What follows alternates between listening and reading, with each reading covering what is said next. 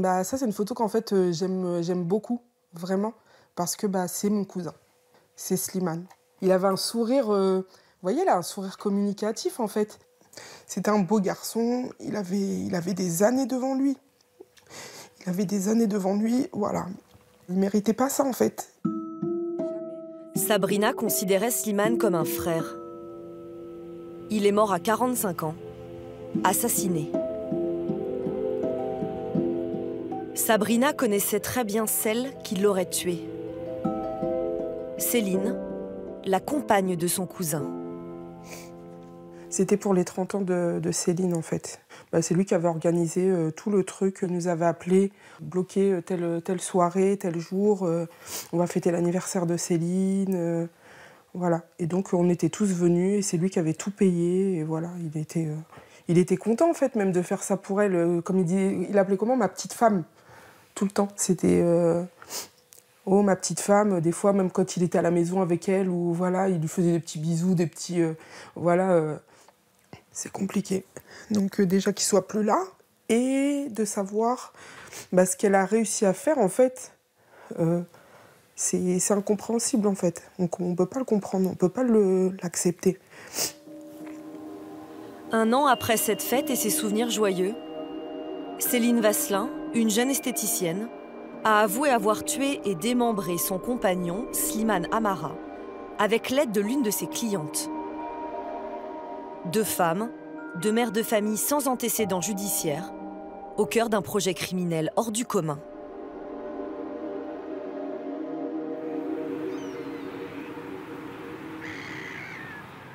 Le 4 novembre 2018, la brigade fluviale de la gendarmerie de Rouen aperçoit une masse flottant sur la Seine. Dans une bâche, le corps d'un homme, démembré, sans tête. 3 jours plus tard, à quelques kilomètres, un mollet et une main sont découverts sur la berge et dans une poubelle. La police judiciaire identifie la victime grâce à son ADN. Il s'appelle Slimane Amara.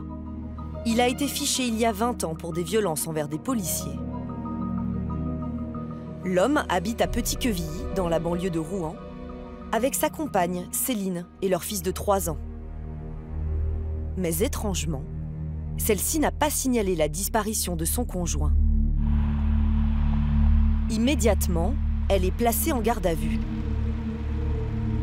Elle raconte aux enquêteurs avoir été victime pendant des années de violences verbales et parfois physiques et avoir tué son compagnon au cours d'une dispute. Il était alcoolisé, il a commencé à s'énerver.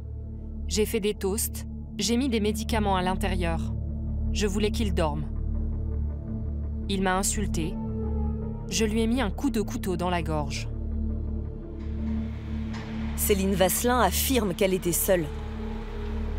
Mais les enquêteurs mettent au jour un scénario beaucoup plus machiavélique. Le jour des faits, Céline a appelé au téléphone plusieurs fois une femme, Jessica Adam. Elle est également placée en garde à vue. Tard dans la nuit, elle finit par avouer l'impensable. Elle raconte avoir rejoint Céline chez elle vers 20 h. Dans le salon, dit-elle, Slimane Amara est allongé par terre, assommé par les somnifères que sa compagne a glissés dans son dîner. Jessica raconte. Céline a pris une serviette de toilette qu'elle avait préparée et lui a mis sur la tête. Je ne voyais que sa gorge. Avec le hachoir, je lui ai mis un coup. Il s'est mis à crier. Je l'avais ouvert, mais je n'avais pas appuyé assez fort pour le tuer. Céline m'a dit qu'il fallait finir et ne pas s'arrêter là. Céline Vasselin se serait alors saisie d'un couteau qu'elle aurait donné à sa complice. Céline était assise à califourchon sur Slimane et tentait de l'étouffer. J'ai piqué la lame du couteau dans la gorge. Slimane Amara est mort. Jessica Adam raconte aux enquêteurs qu'elle aurait ensuite aidé Céline Vasselin à traîner le corps jusqu'à la cave, puis à le démembrer, dans l'espoir qu'il ne puisse pas être identifié. Les 2 femmes auraient ensuite pris la route pour disperser le corps découpé le long de la Seine.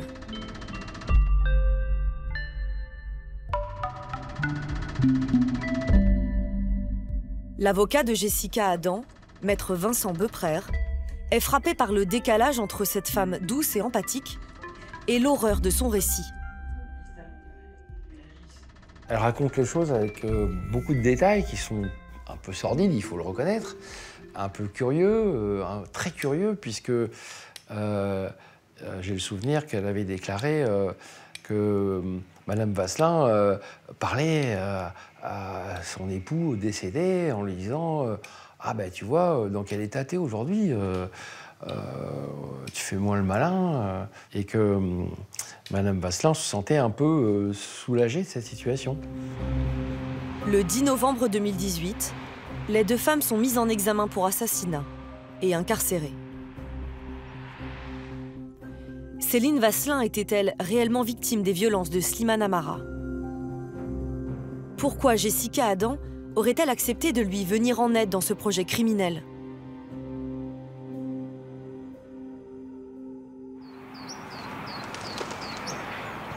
Céline Vasselin a 22 ans quand elle rencontre Slimane Amara. Elle est alors employée dans ce salon de beauté à Saint-Étienne-du-Rouvray. Slimane a 15 ans de plus qu'elle, vit d'achat et de revente de voitures. Très vite, ils emménagent ensemble et Céline crée son propre institut à domicile. La jeune femme raconte que les débuts de leur relation sont idylliques. En 2014, avec leurs économies, Céline et Slimane achètent même une maison. Et l'année suivante, ils ont un fils. Quand il y avait des repas, ils venaient tout le temps ensemble. Ça va les filles, quand elle arrivait. Nous, quand elle venait à la maison, on rigolait grave avec elle, quoi. Sabrina, la cousine de Slimane, se souvient que sa famille adopte la jeune femme. C'est une petite bonne femme, en fait. Ouais, elle fait même pas 1m60, je sais pas exactement, mais pour son petit bout de femme, c'est une femme qui a du caractère, c'est une femme qui est déterminée. C'était plus Céline qui coachait toute la vie de la maison, etc. Et mon cousin, en fait, il suivait le mouvement, quoi. Enfin, ouais, ils se complétaient bien tous les deux, quoi. Ils avaient une bonne entente. Nous, quand on les voyait, en tout cas, ils avaient une très bonne entente. Mais dans le huis clos de la maison, le quotidien de la famille était peut-être plus complexe. Mathieu habite le pavillon juste en face. Régulièrement, avec sa compagne, ils entendent leurs voisins pris de violente colère. Comme ce soir, de juin 2016. Donc là, il était à peu près 21h, moi j'étais encore sur mon lieu de travail et j'ai ma compagne qui m'a envoyé un message en me disant le voisin d'en face est fou, il arrête pas de crier, je sais pas contre qui il peste, bande de salopes, qu'il crie, sérieux, il me fait peur. Alors, à part ferme ta gueule, j'ai pas tout compris.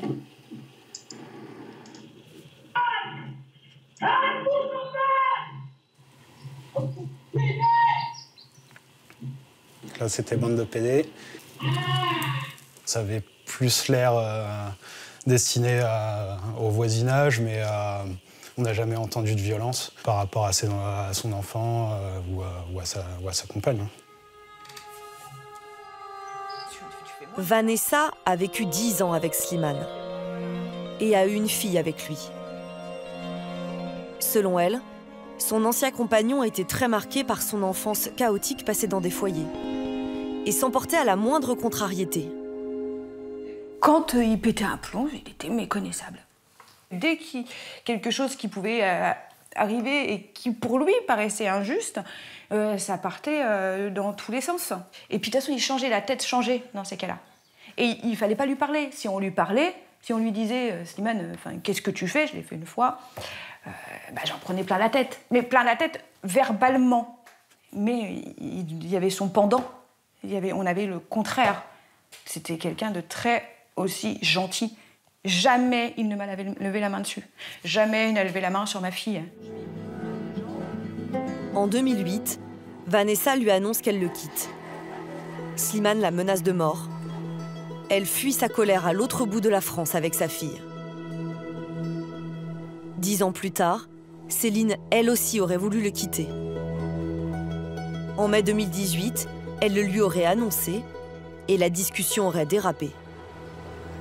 À l'époque, elle raconte cet épisode à une amie qui a accepté de partager ses confidences anonymement. Ils se sont disputés et il a mis un couteau sur la table pour lui faire peur. Elle ne pouvait plus sortir, il lui avait pris les clés et elle ne pouvait plus sortir. Je lui ai dit, appelle la police. Ouais. Et pour elle, il ferait rien. Mais non, ils pourront pas m'aider. J'ai pas de preuves. Et c'est vrai, en fait, elle avait pas de preuves. Elle était prise dans une spirale parce que il lui avait dit qu'il allait brûler la maison, enfin, plein de choses comme ça, qu'il la laisserait pas partir. Ça a été, a priori, de ce qu'elle m'en explique en tout cas, une scène qui a été très traumatisante pour elle et qui, me semble-t-il, en tout cas, a été fondateur de ce projet criminel qu'elle a ensuite élaboré. À ce moment-là, elle s'est dit, il me laissera pas, il nous laissera pas avec notre enfant et il me retrouvera. Céline Vasselin va alors parler autour d'elle de sa détermination à tuer son compagnon. Et étonnamment, l'une des clientes de l'esthéticienne accepte alors de l'aider. C'est Jessica Adam, mère de 3 enfants. Selon Madame Adam, Madame Vasselin lui disait qu'elle était victime de violences à la maison continuellement. Et elle l'a ressenti comme une vraie injustice qu'elle connaît bien, puisqu'elle a été victime de ça dès l'âge de 4 ans. Elle a été victime de sévices sexuels très très jeune. Est-ce que ces deux faits les ont fait rapprocher toutes les deux? Ça paraît assez évident. Au cours de séances d'épilation, les 2 femmes auraient décidé d'un plan minutieux. D'abord, elles achètent un hachoir de boucher sur le Bon Coin. Puis dans plusieurs magasins de la région, une scie, une hachette, des gants, des combinaisons et une bâche. Le jour fatidique, Céline confie son fils à sa mère.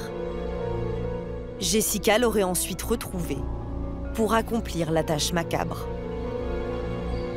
Comment ces femmes ordinaires auraient-elles pu commettre des gestes d'une telle violence?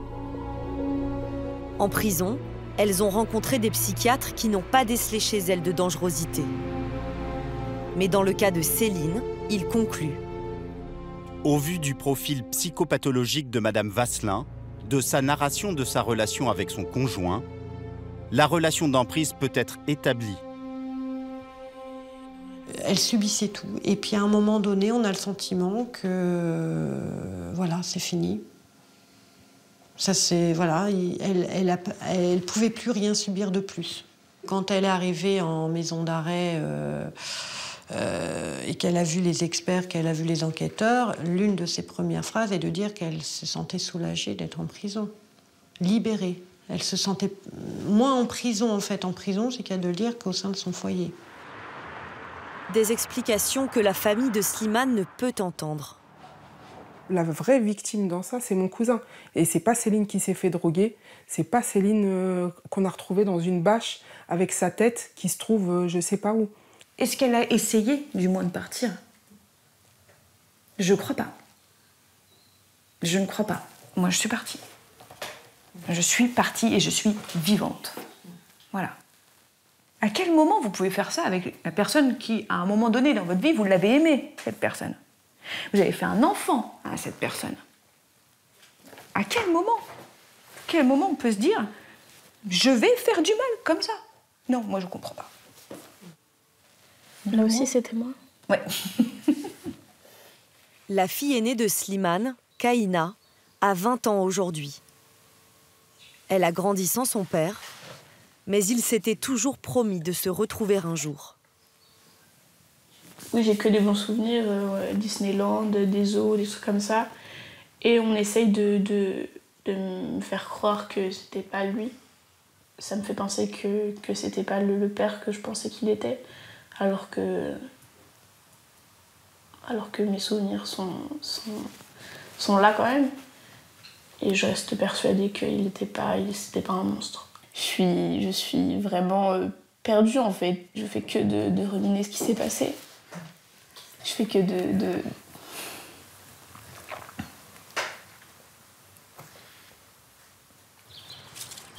Céline Vasselin et Jessica Adam restent présumées innocentes. Elles seront jugées d'ici la fin de l'année à Rouen. Depuis ses premiers aveux, Jessica a changé de version et affirme qu'elle n'a participé qu'à la dispersion du corps. Comme Céline, elle encourt la réclusion criminelle à perpétuité.